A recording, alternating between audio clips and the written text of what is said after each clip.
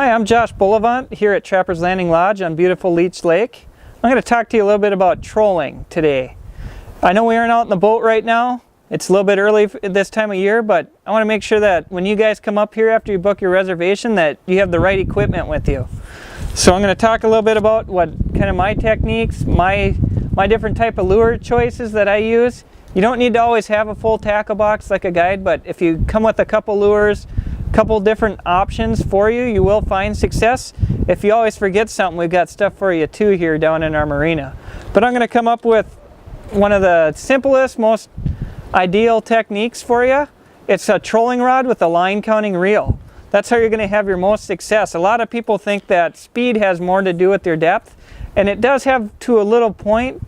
Speed does, but it comes down to line, it comes down to the lure, the size of the lure, and the amount of line out. So whenever I'm talking to a lot of people, I may be, hey, we were in 12 feet of water, trolling at 0.5 miles per hour to 2 miles per hour. That's a very, very wide range. Maybe we'll just go 2 miles per hour to keep it simple, and 100 feet back. A lot of the times there's a lot of different techniques out there for it and a lot of ways to help you. A line counter reel is very, very important. You can pick these up. They're very cheap for what they are. I mean, I've seen them as cheap as $29 at Fleet Farm, especially for this size. And also it comes down to his line diameter too. A lot of the people don't know where their lure may be running, or they'll pick a lot of heavy lines out for it, and that thicker line will actually not allow that lure to run as steep or as straight for it. But this right here, this is an Okuma rod. It's the Deadeye version. It is extendable, so I can store it in anything, but it is a 9-foot rod. I kind of like that because of the rod tip.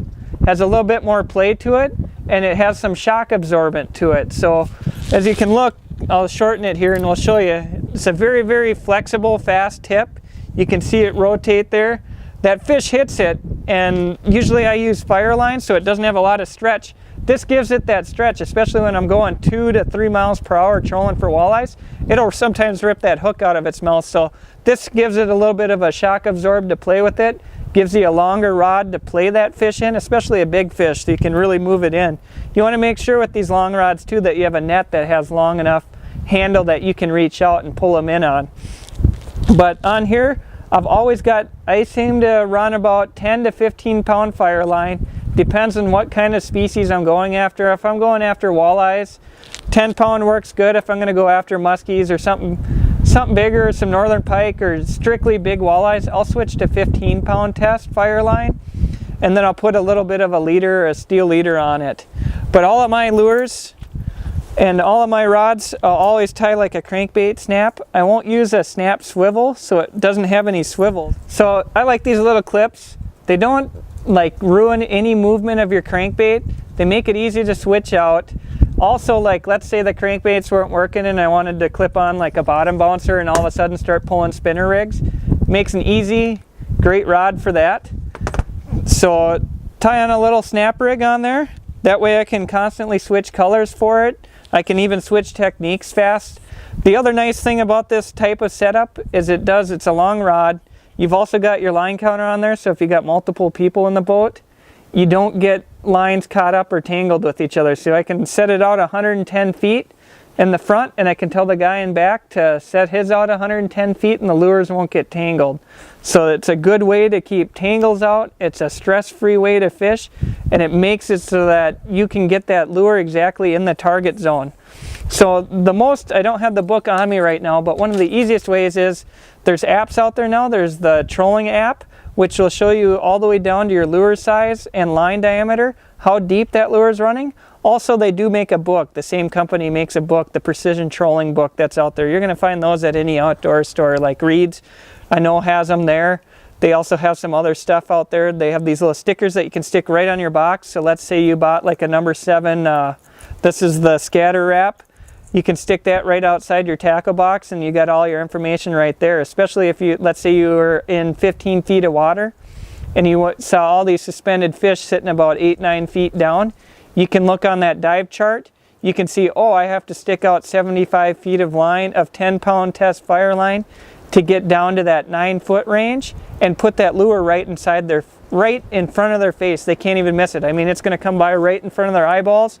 They're going to see it. The other thing you're going to notice sometimes too is you'll catch fish while you're going with the wind compared to going against it.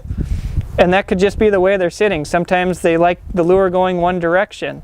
So you'll find that. All of these are little things, you know, once you start to find those, you're going to have more success trolling out there. It can be intimidating. There's a little bit more to it than just throwing out the lure behind you.